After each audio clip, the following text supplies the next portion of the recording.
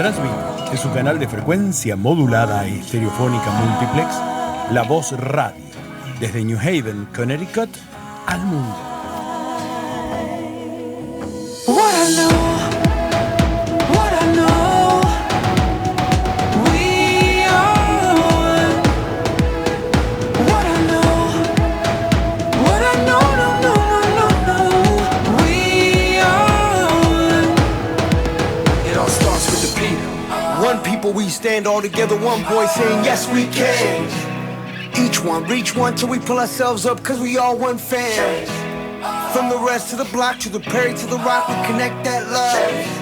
Cause the people with power feel the power of the people when we stand as one. I got you stuck off the realness. We be indigenous, you heard of us. Max Heaven, the murderer, spreading the love with the water and earth. And the stand against hate, gotta know what the purpose is. We rise, the climate is changing. Signs of the times, it's time to start praying. Pray for the world and community. Prayers are more powerful when we're in unity.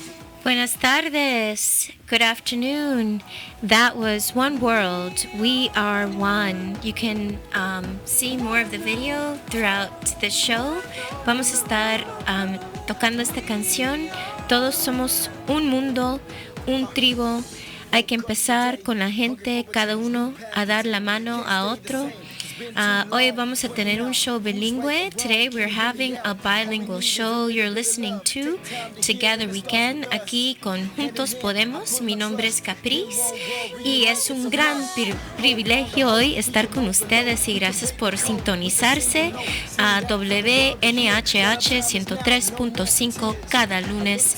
And thank you for listening. What a pleasure today. I haven't even started the show yet, and this is by far the best one, because we have with us a lifetime champion filled with integrity, leading the cause of social justice, former Congressman Luis Gutiérrez. Welcome.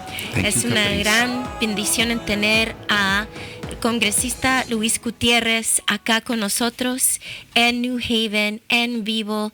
Mami, Silvia, le manda saludos. Además, una gran fanática. Gracias. Espero la voy a ver esta noche. ¿Eh? Sí, esta noche vamos a estar en el New Haven Lawn Club. Todos están invitados entre las 6 hasta las 9 de la noche. Para más información pueden buscar proeso-latino-fund.org en el internet para ver cómo puede obtener los boletos, pero ya casi estamos llenos, casi no hay cientos. So today we have the privilege through the Progreso Latino Fund of having an evening with former Congressman Luis Gutiérrez at the New Haven Lawn Club from 6 to 9 p.m. and everyone is welcome. There are still a few seats available, but it's getting full, if not already. And you can actually find out more at www.cfgnh.org. But enough of a commercial, because we have former Congressman Luis Gutiérrez with us until 3:30. Para los que nos están escuchando, tenemos el congresista Luis Gutiérrez aquí con nosotros nomás hasta las 3 p.m. y vamos a hacer las cosas en una forma bilingüe, y después que él se tiene que ir, vamos a tener con nosotros líderes que también acá ubicados en la comunidad. No importa el título que uno tiene, porque cada persona puede hacer un gran impacto en este mundo, y están trabajando en un movimiento nacional para ver cómo podemos tener más igualdad económica acá en este país. Y vamos a tener con nosotros estudiantes de la Universidad Gateway Community College.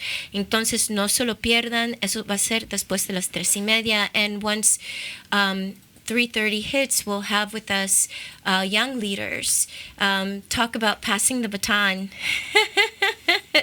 But Congressman Luis Gutiérrez has not dropped that baton, because we will hear more, but he's always about bringing more people along. Like the song said, everyone bring someone else along with you, and called One World, We Are One. And so without further ado, thank you for being here. It's a pleasure to be here with you, Caprice.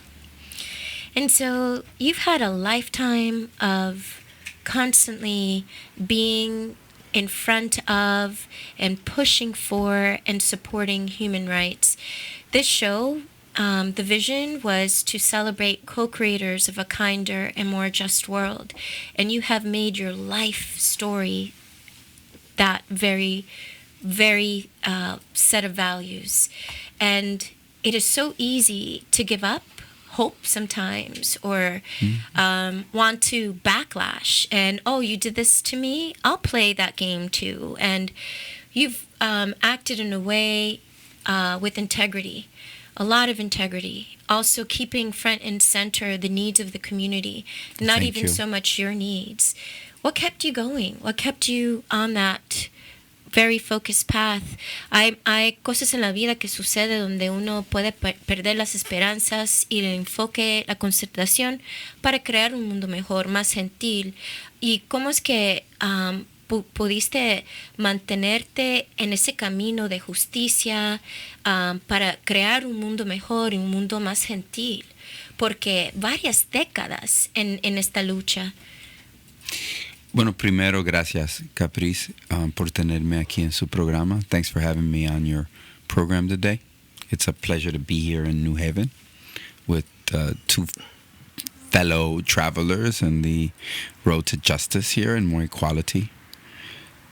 I think my mom and dad left Puerto Rico in 1952. My mom was 19, my dad was 21.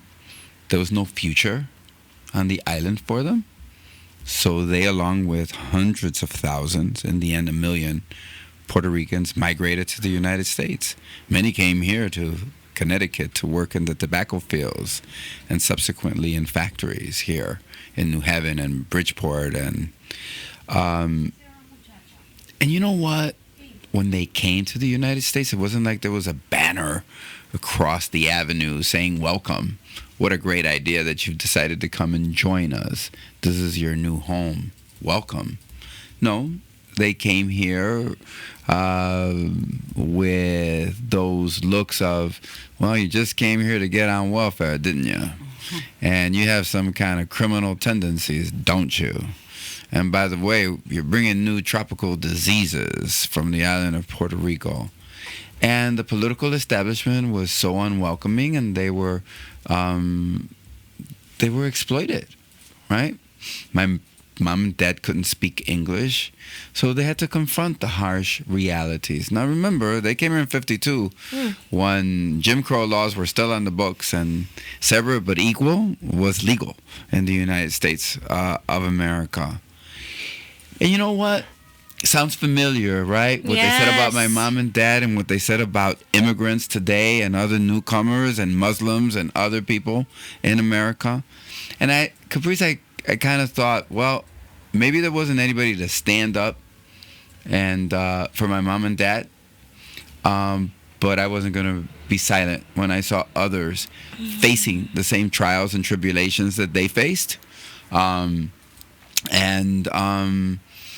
And so I decided to make a commitment to migrants and to immigrants and to those that were aspiring to become new Americans. And so that's what I gave my priority to when I joined the Congress of the United States. So it was a very easy transition from me, from the life story of the Gutiérrez's arriving in America in 1950 and Luis Gutiérrez joining the Congress of the United States in 1993. To the benefit of many people. So thank you for that life journey and that commitment and the impact. And I know that you've impacted my family personally as well. Thank you. On behalf of all the many people that I've met, you have been a shining star. It's easy to give up hope, but when we had Congressman Luis Gutiérrez on TV fighting that good fight, we were like, there is hope. Yeah. And we have to continue the fight. I was in Congress for 26 years. I didn't feel that was my vocation any longer, to be there. There's something unique and special about the place your mom and dad were born. My mom and dad were born in Puerto Rico, and we wanted to write, both my wife and I wanted to write a last chapter of our life. When you're 65 years old and you've lived, according statistically, 3/4 of your life already, you want to make sure you write that last chapter in a significant way.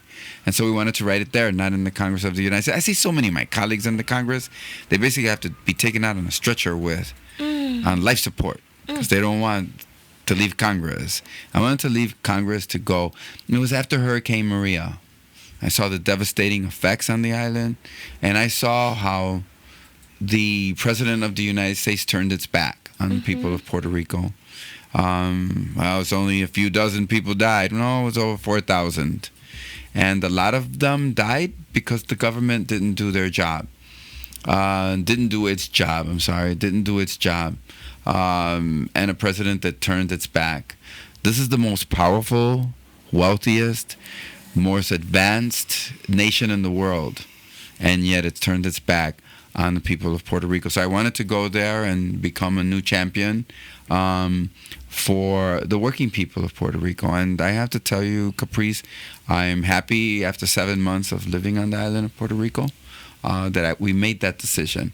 And now it allows me, obviously, I said to myself, well, if I have to travel and I get an invitation to come to New Haven, well, at least I get to travel from the island of Puerto Rico and not from Chicago. I'm still going to have to travel anyways, and I'm happy I did. I have to tell you, I never understood the depths of income inequality in Puerto Rico until I moved there. $7.25 is the minimum wage. It is the wage for hundreds of thousands of workers on the island of Puerto Rico who work 40 hours a week, 50, 60, and live in poverty. We have to change that.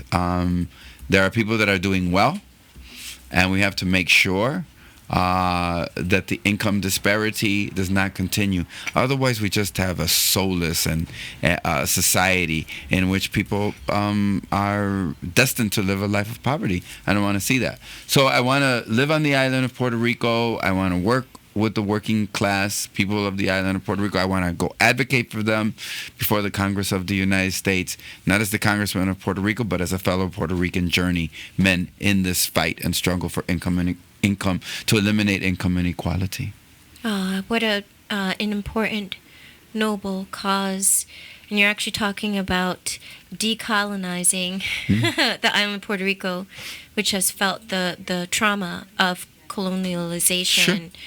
Look, Caprice, Puerto Rico produces what it doesn't consume and consumes what it doesn't produce. It's a classical colonial situation. They keep telling everybody you can't do it on, and they criticize. Well, they're just like Donald Trump. First, Donald Trump said, well, those Mexicans. And when Donald Trump says Mexicans, he's really using it to refer to Latinos in the United States. Oh, they're all a bunch of criminals, murderers, and rapists. Then when it comes to the island of Puerto Rico, he basically said, oh, they want the government to do everything for them. No, you're calling us lazy. That's not true. I'm going to work really hard in the state of Florida so that next November, on Election Day, on that Tuesday, the first Tuesday of November, I want to see what Donald Trump thinks when he sees those long lines of Puerto Ricans ready to cast their ballots in the state of Florida. So I want to work on that. I also work with the National Partnership for New Americans. We're already at 1 million new citizens. We're going to make sure they're all ready to cast their ballots in November of next year, because I know that the future of the United States, for those that are fighting, whether it's from the LGBTQ community, whether it's the feminists, whether it's members of the labor movement, of the environmentalists, immigrant rights community, that intersectionality which exists in the fight for a freer, more just, more equitable society, we all need to work together for November of next year and elect someone who's going to care and is going to be respectful of the common norms of decency and respect that should be given to all human beings. Thank you for that. And thank you for being a moral compass for our political life here in the United States for a very long time. And to translate, aquí tenemos con nosotros el congresista, pues ya se retiró del Congreso, pero no de la lucha de justicia acá para todos en este país. Y Luis Gutiérrez se acaba de mudar este año a Puerto Rico Sí. con un plan especial. ¿Qué es ese plan? Bueno, número uno, Caprice, gracias por tenerme y gracias a sus radio escuchas que han sintonizado hoy para estar con nosotros. Mire, la verdad es que yo nací puertorriqueño. Para mí uno de los fundamentos, parte de la centralidad de ser puertorriqueño es ver injusticia y tener que responder. Y no mantenerte al lado y estar comprometido a que esa injusticia no suceda sin tu compromiso para levantar tu voz por aquellos que están siendo atropellados. Así que, como dicen allá, soy boricua para que lo sepa, y parte de lo que lo sepa es levantar. Y sé que los puertorriqueños nacemos como ciudadanos de los Estados Unidos, pero tenemos y confrontamos muchos de los mismos problemas que nuestra comunidad inmigrante, porque somos migrantes a los Estados Unidos. Y tenemos que confrontar una sociedad que muchas veces es hostil a nosotros, como hacen. Y tenemos que vivir los mismos estereotipos de que somos vagos, que somos criminales, que lo único que queremos es vivir del gobierno y que traemos hasta enfermedades tropicales.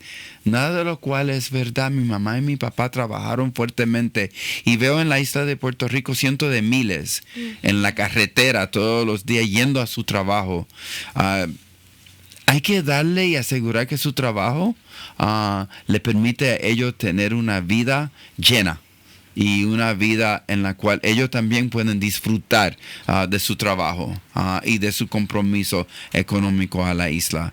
Y pues decidimos que si vamos a escribir el último capítulo de la vida, que a los 65 años, voy a cumplir 66 el 10 de diciembre, mi cumpleaños. ¿Qué día? Sí, el 10 de diciembre. 10. El 10 de Yo diciembre. soy de 14. Bueno, ¡Feliz estamos cumple! Sagitario, entonces, Sí, ¿verdad? con razón. Con razón. Estamos aquí y estoy muy feliz, la voy a vivir y la voy a celebrar en mi isla de Puerto Rico y mi esposa y yo estamos muy felices. Y para que sepan, para aquellos que no, sí, yo nací en Chicago, pero mi boricua esposa Zoraida Arocho Díaz nació en Moca, Puerto Rico. Así que mis hijas y mi nieto y mi familia pues nos van a acompañar en todas las fiestas cuando ellos pueden salir de su qué trabajo bonito. allá en las islas de Puerto Rico. Qué bonito. Y gracias por compartir con nosotros sus planes en su próximo capítulo de la vida, porque en verdad ya ha escrito un libro de la vida llenos de tantas vidas que ha cambiado, mejorado. Gracias. Y en este próximo capítulo no esperamos nada menos que eso Ay, también. y aunque yo viva en Puerto Rico, todavía estamos viajando a través del país, asegurando de que la gente se hagan ciudadanos de los Estados Unidos, se incorporen al sistema político y que estén listos para emitir sus votos en noviembre. Y ya hemos alcanzado, Caprice, 1 millón de nuevos ciudadanos. Eso sí. Y nosotros vamos a continuar porque, mira, el poder no es simplemente contar la población. Si dice, no, habemos 58 millones de latinos. Pero ¿cómo se traduce ese poder si la gente no está inscrita para votar y no pueden vivir plenamente y libremente dentro de esa sociedad? Y creemos que uno de los pasos cruciales es hacerse ciudadano para que se puedan inscribir y entonces amplificamos nuestro poder político. Y quiero decirle a sus radioescuchas, yo estoy bien confiado de que aunque en este momento hay nubes muy oscuras, ¿verdad?, que no permiten que la luz del sol entre en nuestras vidas, en un día muy pronto vamos a celebrar la primera mujer latina presidenta de los Estados Unidos de América. Yo sé que eso va a suceder y ella va a venir de este movimiento pro derechos de los puertorriqueños y va a venir de los derechos pro inmigrantes de esta comunidad. Y yo espero que eso sea realidad, porque cuando usted dijo eso, yo sentí que va a ser realidad. Pero piense cómo los afroamericanos debieron haberse pensado, dado que empezaron en la esclavitud en este país. ¿Cómo tú crees que ellos pensaban que iba a haber un presidente afroamericano como Barack Obama? Pero todavía me recuerdo de las, cómo lloraban, ¿verdad? Las lágrimas de aquellos afroamericanos que tenían 60, 70, 80 años, que habían visto un nuevo día, ¿verdad? De esa manera yo también y tú y todos nosotros vamos a llorar cuando la vemos a ella asumir la presidencia. Tengan fe, pero eso toma. That happens where we have a female Latina president. If we are committed to leading in this intersectionality which must exist. So when Muslims are under attack, so are we. When members of the LGBT community are under attack, so are we. When environmentalists and labor leaders and feminists and women are under attack, so are we. We are all under attack. And it is within the confines of that fight and that struggle, which unites us all, which is going to lead us to a better day. We are the majority of the people in the United States of America. Electoral college or no electoral college, we're going to continue to be the majority. But look, I understand the way it's the rules of the game. I'm not going to spend any time in California. I'm not going to spend time in Chicago. I won't be coming back to do campaigning here in Connecticut. I'm going to be in electoral college states. Anybody that's listening, if you have a friend, if you know somebody, if you have a family member, and they live in Pennsylvania, and they live in Florida, you should have a commitment, not simply to protest what's going to happen, but to act upon what's going to happen. Use your social media skills. Use those telephones. Use the internet. Use all of the different platforms to make sure that people in Pennsylvania and in Florida, because the Electoral College is what dictates who the next president of the United States. Y eso es un mensaje bien importante para la gente que tienen seres queridos, amistades en Florida, en Pennsylvania. Es tiempo que levanten ese teléfono, utilicen ¿cómo se dice? Social media. Los medios sociales. Los medios sociales. Y para decirles que el voto es importante en estas elecciones y que tienen que exceder su poder del voto ahora, en noviembre, porque hay muchas cosas, muchas vidas en riesgo si uno no utiliza ese voto. And the risk right now, if people are not voting in this election, we were talking at another meeting about DACA. It's real. DACA students, workers, they're going to work, they're going to school. They grew up here in the United States, and the Supreme Court is about to decide whether or not to maintain DACA, and whether or not they're at risk of deportation will highly depend on that election. Highly depend on whether your friend, your coworker, another student in class can just continue going to school, could just continue working and giving back. Here in New Haven, we have this beautiful bridge that lights up at night. A DACA student was an engineer for that bridge. Like, that's symbolic of the contribution that immigrants give to this country, and the elections will decide whether or not they get to stay here. De que este voto en este año es bien importante para mantener a nuestras familias intactos. Y si uno no puede votar, hablar con las personas que uno conoce que tienen que votar por uno también, no solamente decidir por ellos mismos. Y gracias por ese mensaje bien importante. Y de ahí para la situación de inmigrantes, de inmigración. Sí. ¿Qué más? ¿Qué esperanzas tenemos? Mira, yo creo, número uno, tenemos que entender que elecciones tienen consecuencias. Y las pasadas elecciones tuvieron unas consecuencias muy malas para nuestra comunidad hispana en total, pero la comunidad inmigrante en particular. Y yo creo que necesitamos elegir un presidente que ame a Puerto Rico y que respete a la isla para que la isla pueda desarrollarse. Y necesitamos tener un presidente para la otra comunidad hispanoparlante que quizás son inmigrantes y necesitan esos documentos. Yo tengo la suerte, la dicha de que mi papá y mi mamá no sufrieron ese castigo, esa discriminación, porque eran ciudadanos de los Estados Unidos. Pero, ¿sabe? Vamos a la iglesia los domingos y como que, no sé, la Biblia entra por un oído y sale por el otro. Porque, y no me quiero ser, ¿verdad?, sacerdote, no he estudiado la Biblia tan profundamente, pero amar a mi prójimo como a sí mismo me parece un fundamento que debemos seguir. Y si yo amo a mi prójimo como a mí mismo y yo estoy protegido y yo no sufro de deportación, yo tengo excelentes escuelas para que mis hijas vayan, yo tengo un hogar bello donde yo los puedo criar y yo tengo un salario que me permite a mí desarrollar todo quien soy como ser humano, yo tengo que luchar para que cada uno de mis vecinos, cada uno de los otros seres humanos que viven en este país tengan los mismos derechos, habilidades de prosperar. Porque este país me ha permitido a mí prosperar. It's a beautiful message that we need to take care of one another if we do consider ourselves following the Bible or believe in Christianity, to support each other. And we have less than 5 minutes left. They're not only our neighbors, right? From a biblical sense, right? They're literally our neighbors. Yes. As my grandson said to Barack Obama when he was promoting DAPA, which would have allowed undocumented immigrants, parents who had American citizen children to remain and get a work permit. That's it. Go through a background check. I mean, he walked up to him and he said, "Thank you," because his dad's from Mexico. Oh. And he walked up to the President of the United States, the grandson of a member of Congress, right?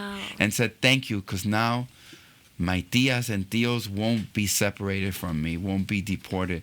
That's how, tragic this situation is. The people who want nothing but to contribute, to work hard, to sweat and to toil, are being offered an America. There are 5 million American citizen children, 5 million American citizen children whose parents are undocumented. And those kids are living a nightmare in the United States of America, because each and every day, the thing that they fear the most is they're going to be separated from their mom and dad. Wow.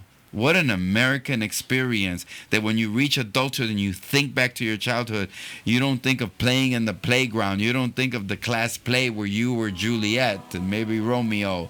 You don't think about how you won the spelling bee. You don't think of your new bicycle. You think about the fear that you had to live in because the government wanted to separate you from your mom and your dad.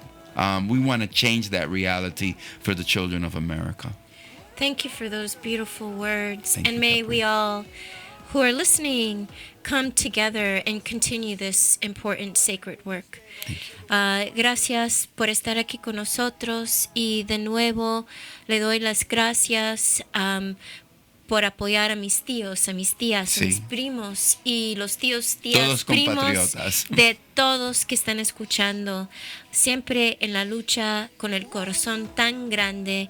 Mil gracias, y Gracias a que ti. ese corazón recibe el gran amor del pueblo. Pues espero ver a todos aquellos que puedan asistir con nosotros, y los voy a dejar con los otros compañeros. I'll leave you here with our other co-guests here today, so that you Yes. can continue to And expand. we will continue this important conversation on what we can continue moving forward on, including learning more about Up to Us at this commercial break. Vamos a ver un poco más de información, cómo es que cada uno podemos hacer una diferencia, incluyendo de este movimiento nacional que se llama Up to Us. Arriba. Esto, ¿cómo es que uno lo puede traducir? Está en nuestras manos. Está en nuestras manos. Está en estas Muy manos. Up to Us. Está en nuestras manos. Ya vamos a regresar con Dave Damaris y Mónica Maldonado. Fuertes líderes aquí en New Haven, impactando a nivel nacional también. Y no se pierdan a regresar. Gracias. We stand all together, one voice saying yes we can. Each one, reach one till we pull ourselves up, cause we all one fam. From the rest to the block, to the Perry, to the rock, we connect that love. Cause the people with power feel the power of the people when we stand as one. I got you stuck off the realness. We be indigenous, you heard of us. Max Heaven, the murderer, spreading the love with the water and earth. And the stand against hate, gotta know what the purpose is.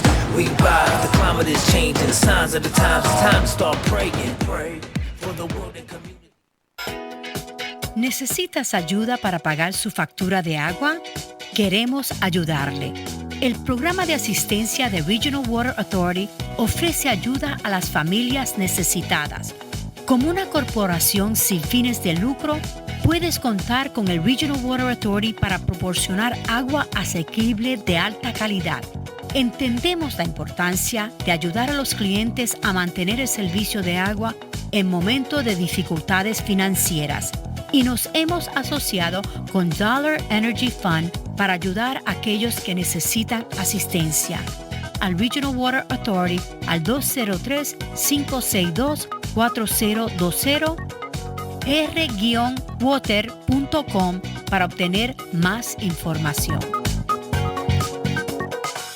Una de las cosas que hemos hecho en New Haven para ayudarnos a celebrar la temporada navideña es encender el árbol de Navidad. Con la iluminación del árbol comenzará un evento de 4 días donde tendremos el Holiday Village on the Green, días festivos del pueblo en el Green. La ciudad de New Haven comenzó Holiday Village para ayudar a las pequeñas empresas a encontrar un lugar en el centro de la ciudad donde pueden vender sus productos hechos a mano en New Haven. En New Haven, mucha gente crea sus propios negocios a través de diversas artesanías que hacen. Este año vamos a traer 16 vendedores durante 4 días al New Haven Green. Holiday Village tendrá la estrella y los caballitos. Estarán funcionando durante este tiempo. Será gratis para que el público venga y disfrute. Santa Claus y la señora Claus estarán allí. Traigan a sus niños, pueden montar a caballo, pueden tomar una foto con Santa Claus y también pueden hacer algunas compras de artesanías únicas de New Haven. New Haven es la ciudad pequeña más grande de América. No te equivocarás si vienes a New Haven durante las fiestas navideñas.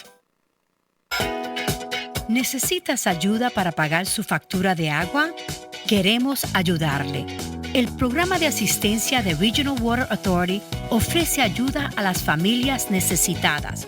Como una corporación sin fines de lucro, puedes contar con el Regional Water Authority para proporcionar agua asequible de alta calidad.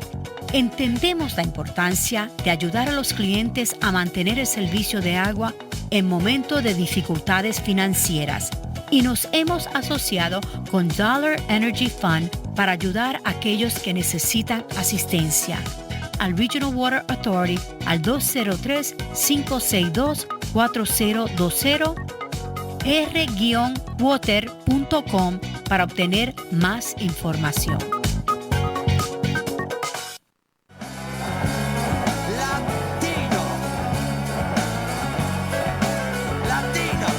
Hola compas, los invitamos a escuchar La Voz del Inmigrante todos los miércoles de 3 a 4 de la tarde, aquí en la 103.5 FM, La Voz Hispana Radio, a través del Facebook Live, La Voz Hispana Connecticut, también en Twitter y en YouTube y en la página web de La Voz Hispana.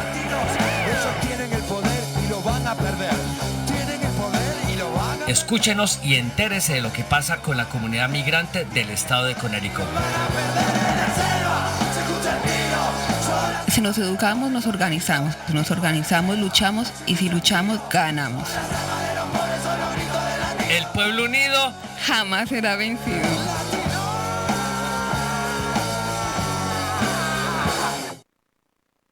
Transmite en su canal de frecuencia modulada estereofónica multiplex La Voz Radio desde New Haven, Connecticut al mundo.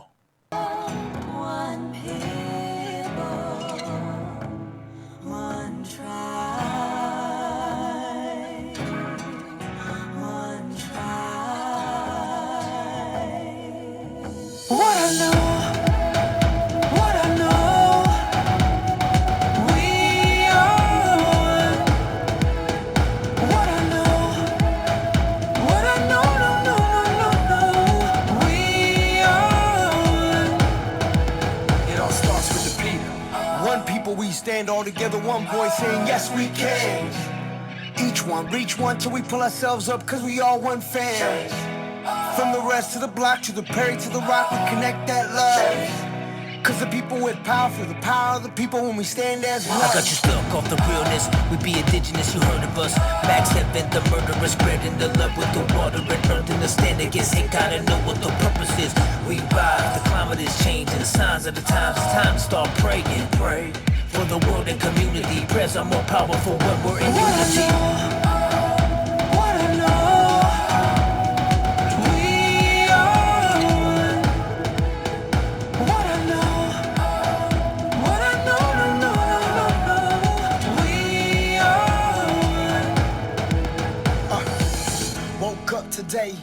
ready for a change, new path to take. Can't stay the same, it's been too long. Pointing out who's right or wrong, can you hear me out?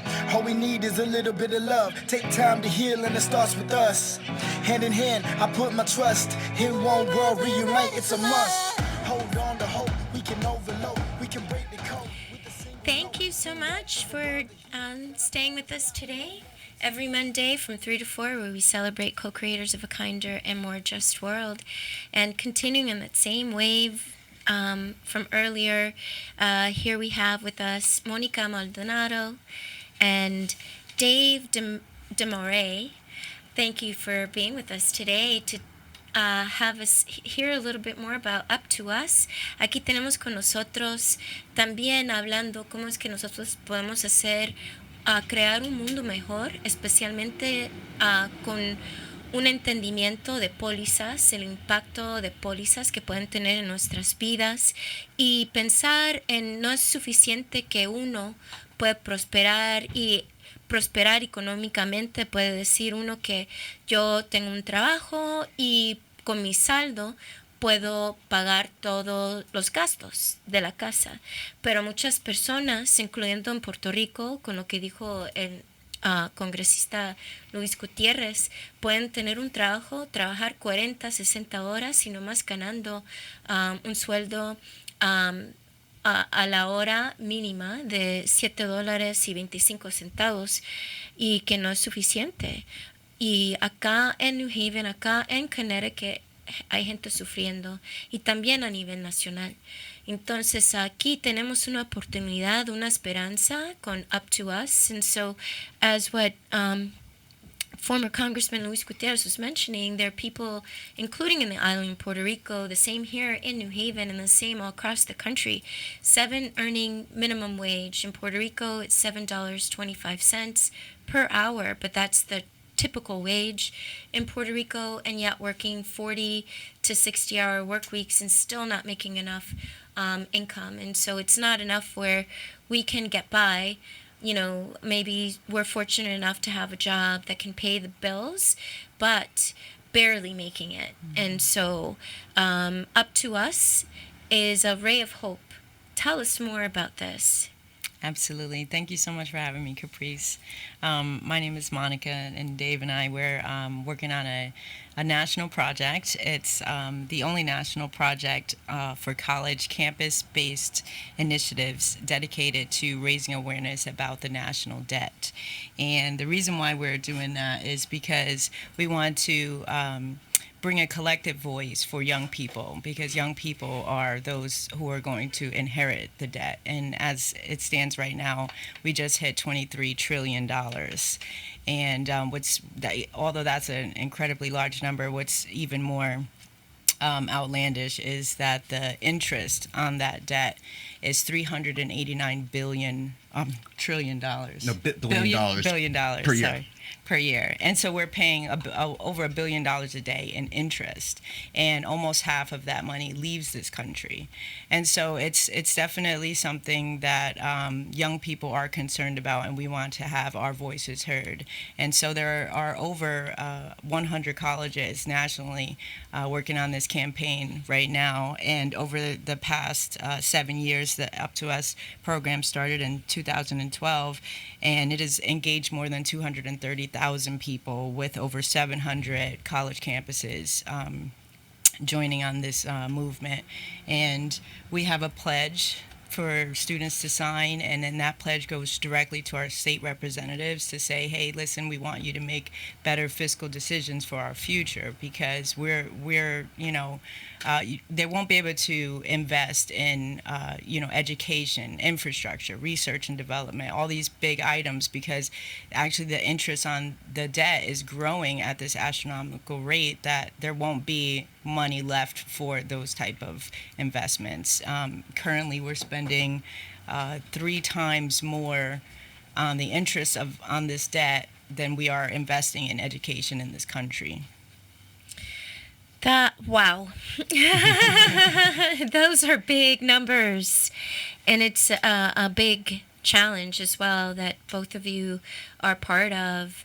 And as not to lose this important information in Spanish, Mónica y Dave están trabajando con una red que se llama Está en nuestras manos, Up to Us, para cancelar la deuda nacional. Reconocen de que los jóvenes son los quienes van a heredar esta deuda nacional que está a nivel de 23 trillones. No sé si es una palabra porque yo nunca he hablado de trillones. Yo he hablado una vez de billones y trillones es más increíble ese número. Y con una tasa de interés de 389 billones. Cada día estamos aumentando en esta deuda. Increíble. Y a la mitad de lo que estamos pagando y con quienes estamos endeudados como un país acá en los Estados Unidos, es la mitad de esos fondos van afuera de este país. Entonces, es decir, de que aunque se habla de gente rica acá en este país, el gobierno de los Estados Unidos está bancarrota, está a un nivel donde no más por acceso a crédito no estamos en bancarrota. So basically, we're not bankrupt because of credit, but we're living off of credit, which is crazy. To think as well that we do have very wealthy who do have sums of dollars that could be in the trillions here in the U.S. if you took all the wealth acquired by individuals. But collectively, in our government, we are in serious debt.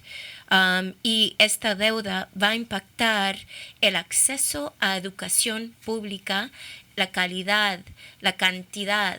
Las personas quienes no van a poder tener buenas escuelas porque estamos en gran deuda. Y esto preocupa especialmente a las personas jóvenes que no fueron los que sacaron esa deuda, pero van a tener que pagar. Y va también disminuir otro tipo de recursos como para mantener las carreteras, para mantener servicios públicos, para también, hay muchas veces que personas dicen, estamos en un tiempo económico difícil, no voy a poder aumentar el sueldo mínimo. Mientras los gastos, mientras todo lo que cuesta todavía sigue aumentando. And so for a regular person, I'm having a hard time, let's say someone is having a hard time paying their rent. What does this national debt have to do with it? If you're, like you said, if you're trying to get to work, trying to get to school, will the roads not work for us because we're in too much in debt? Will the schools not have funds so that you could get a good education and get a better job that pays a better wage? So it really hurts the working folk in a hard way. And so how can someone get engaged, and what's the goal of Up to Us at this time? So you mentioned a pledge. What's the pledge specifically on? The pledge is directly to let our state legislators know. So this is a national campaign. So each campus would go to their state legislators. Ours are going to Connecticut, and it just says that we want, as a collective voice, we want to come together and let them know that young people are paying attention, and we want them to make better decisions now for our future. Because, right, like you said, infrastructure, these things that we should be investing in, we're not able to, and the debt is going to continue to rise. And it's okay to have debt. Currently, our country is doing well, but the problem is that we're not making more than we're spending. And so these spending habits are, we can spend better. We can spend and make this economy a much more sustainable. And so if we can balance out that debt, where right now we're projected to our debt is projected to reach GDP in about, I think it's 1938. Should be within the next 10 years. Next 10 years. Yeah. And so that means that, like, we're basically, like, we're breaking even. We're not even bringing anything in. You know, like right now we're spending more than we have, and we're doing well as a country, but we can't reap those benefits because we're putting out millions, billions of dollars on the debt that we owe. And so we want to just balance that out. So we're not saying that it's not okay to have debt. Of course it is. I mean, when you have a mortgage on your house, you have a debt, right? But you have a home. And so it's okay to have that debt, but we want to balance it out so that we can invest in our future. So we can invest, and, you know, our theme actually is all problems are primarily economic problems, because you can't talk about climate change. You can't talk about, you know, all these different social rights that we social programs that we want to fund, even Social Security. We can't fund these things without balancing our budget, without making better decisions now, so that we can continue to be an amazing and strong country. Que Mónica está diciendo de que no estamos diciendo el mensaje de que estar en deuda es algo malo, porque cuando uno compra una casa, tiene una deuda, y es bueno tener una casa, pero hay que tener un balance de deuda y el ingreso, lo que uno está produciendo. Y si uno nomás está aumentando deuda, ahí es el problema. Entonces, por ejemplo, uno puede ser dueño de casa con una deuda, pero no tiene ingreso, no tiene trabajo, no tiene dinero para pagar esa deuda que nomás está aumentando. Entonces hay que tener un balance. Y acá en este país hay 700 escuelas, universidades, grupos de estudiantes en 700 escuelas acá en colegios acá en los Estados Unidos que están participando en esta campaña. Y las campañas es para levantar la voz en las casas estatales, para que los legisladores estatales sepan de que tienen que tomar decisiones diferentes para cambiar esta realidad que no está balanceada.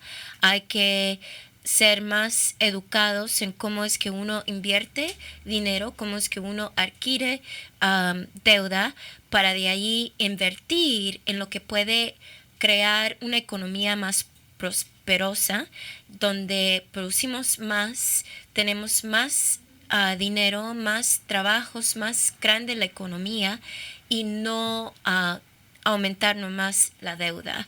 And so you're talking, what makes me think of this is having the state legislators understand the debt actually could look like, well, let us increase economic growth. Mm-hmm. How are we creating jobs? How are we increasing the productivity within the U.S.?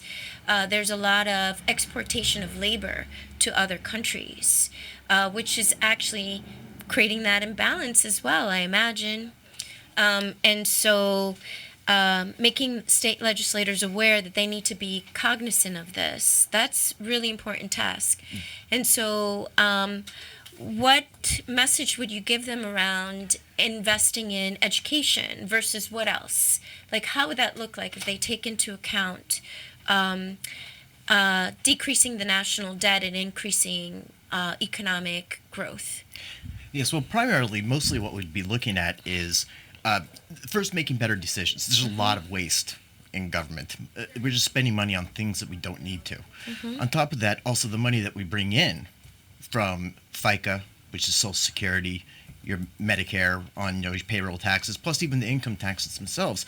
The systems are just so convoluted that it makes it very, very difficult to really figure out what's going on. So the first part would be simplify and remove waste. And so can you give an example of one wasteful budget line item? The most popular one that was a couple years ago was a study by the National Science Foundation on how shrimp swim and run. And they spent over $1 million on it. I'm sure it's interesting to know scientifically, but is it worth that kind of money? What could we do with that? And that was nationally. Do you know of something here locally in the State House? No specific items, other than the fact that we see taxes going up every single year, but we also don't see, the requisite improvement in lifestyle, or at least Most people don't. We still have the same problems with homelessness. We still have the same education problems, and so on and so forth. So I guess the biggest question is where does all that extra money go? Mm-hmm. And a lot of it's going to the military. Oh, yes. And it's not even going to the men and women who serve in the military. It's going to the military industry that is not looking out for those who are serving in that industry either. It's like trillions of dollars going to the military. Yes, it's about $600 billion a year is the direct budget. And actually, what's more important to take away here is that the interest on the debt is going to exceed that amount. It'll exceed the military soon. If we don't change the course of which we're going. And so I just want to point out that this campaign is nonpartisan. It's neither left or right. We really just want to speak to the representatives that are currently holding office and let them know that, you know, we want them to do their best to make better decisions now, because if we have a sustainable plan going forward, we can balance out in the end. We are a very powerful country, and we can definitely get through this, but we won't be able to do that currently. So right now, the projections for Social Security to be depleted are it's sometimes within the next 2 decades is what they're looking at. We're like, our young people won't even be able to collect a Social Security check. So these are things that what we're trying to do is really get people to understand that they have stake in this. Like, they have a lot at risk here. To continuously sit back and let politicians make decisions, it's not good enough anymore. And so we're trying to bring people together, let them know, first of all, this is you have stake in this. This is something that you are, every check that you get for the rest of your life will be paying taxes, will be paying into the Social Security, Medicare, Medicaid. Why don't you want to know what's happening with those funds, and why don't you want to let your representatives, the people that you voted for, know how they should lead based on what you want, the people as a collective, you know? Mm-hmm. And so that's what we're doing. It's not to talk policy in specific. It's really just to say, you know what, let's start paying attention. Let's start letting these representatives know what we need and pushing the issue, because the fact is there are a group of people that are pushing the issue, and those are not the people. Those are mostly corporations, and that's why bills seem to be put forth in their benefit, because they're the ones there, you know, at the door ringing the phones of these politicians, and they're getting their voice heard. And so what we're trying to do is get our voices heard as well. And right before, right after I finished translating, where can people go to stay on top of the budget, to stay on top of what's happening at the State House in regards to funding and money and where it's going and how will it impact us here locally, as well as what's happening nationally, where the money's going as well. So staying on top, I hear that loud and clear, and it's so important to be informed, where information is power, and we're either giving it away by staying in the dark on it and letting other people make the choices for us, or we stay on top of it and stay informed, and more important, vocalize what's a priority for us as well. Que Mónica está diciendo de que el gran mensaje de hoy es de que no es tanto ser parte de un partido político, un mensaje de un partido político, pero todos están hablando de que no importa el partido, pero a que la comunidad, miembros de la comunidad, se mantengan al día y se educan de lo que está pasando a nivel estatal, de lo que está pasando a nivel nacional con el presupuesto, porque la deuda está aumentando. Ya casi va a llegar la tasa de interés de la deuda nacional al mismo nivel de los gastos de lo que se usa acá en este país para armas y todo lo que se necesita para defender un país. Pero lamentablemente eso va a ir a la tasa de interés, que va a estar al mismo nivel. Yo estaba diciendo de que hicimos la pregunta, pero ¿a dónde va todo este dinero que se usa en el gobierno? La gran mayoría se va a los gastos gastos militares, pero muchas veces no va a los soldados que están trabajando por el militar o los quienes están ahí poniendo sus vidas a riesgo, pero más a la industria y están capitalizando sin apoyar a las personas, a los seres humanos que están poniendo sus vidas en riesgo. Un ejemplo que dieron en cómo es que este gobierno está gastando dinero, en un ejemplo de gobierno federal, que hubo un estudio de cómo es que nadan los, ¿cómo se dice? Shrimp, I forgot. No pescado, pero ahorita no me recuerdo cómo se dice shrimp. It's not brisco. No me recuerdo, pero como un pescado, ¿en qué dirección nada? Y ese estudio fue camarones, gracias, camarones. Y un estudio, y gastaron $1 millón para ver la dirección que nade los camarones. Y una pérdida de dinero cuando hay gran necesidad en otras áreas, incluyendo para mantener el seguro social intacto.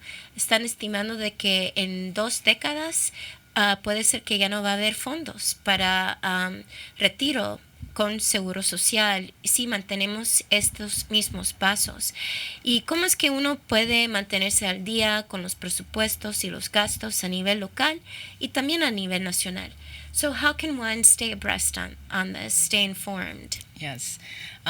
So I want to just point out also the biggest hole, the biggest like where we're losing money is interest on the debt. Yes. So that's probably the answer to your question when you want to know, where can we change? Well, if we changed the debt, if we started balancing out that debt and the interest would drop, that would save this country billions of dollars every year. As I said, it's $1 billion a day. I mean, sorry, It's $1 billion a day, roughly. I think there was a quote from the Peter G. Peterson Foundation, which is the group that partnered with Net Impact, who funds this campaign for Up to Us. And they said that the interest on the debt could pay for every graduating high school student in this country for the next 55 years. So it's a really large number. And so that's the focus of this campaign, and that's what we're here to raise awareness about. We want to make better decisions. We want our legislators... 55, how many? 55 million? 55 years. 55 years. For every high school graduate in this country for the next 55 years, it would pay for their college education.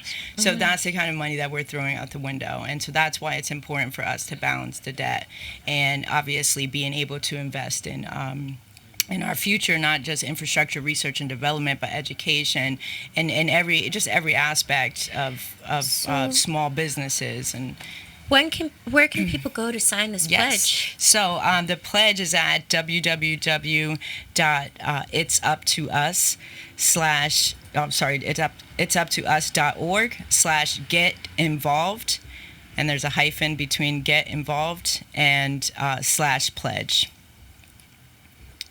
Para poder firmar esta declaración de la comunidad a la atención de los legisladores estatales, uno puede ingresarse a la página del internet www.itsuptous.org, itsuptous.org, y de allí seguir esa página para ver dónde uno puede firmar y involucrarse en apoyar a disminuir la deuda nacional, que la tasa de interés está ya a $1 billón al día, y eso es equivalente a 55 años de pagar el ingreso a la universidad para cada estudiante de la escuela secundaria hoy en día en los Estados Unidos. A ese nivel es la tasa de interés que uno está pagando con la deuda nacional. Gracias por escuchar hoy y gracias por mantenerse informado, que en información hay poder, y sin mantenerse uno al día con lo que está pasando, está dando su poder a otra persona que tal vez no tenga el mismo interés. Y gracias por escuchar. Juntos podemos, cada lunes. And thank you for listening every Monday. And have a beautiful day. And I hope to see some of you tonight at the New Haven Lawn Club, 6 p.m. with former Congressman Luis Gutiérrez, where the conversation will continue. Vamos a continuar la conversación con el congresista Luis Gutiérrez hoy en la noche a las 6. Entonces, hasta la próxima vez.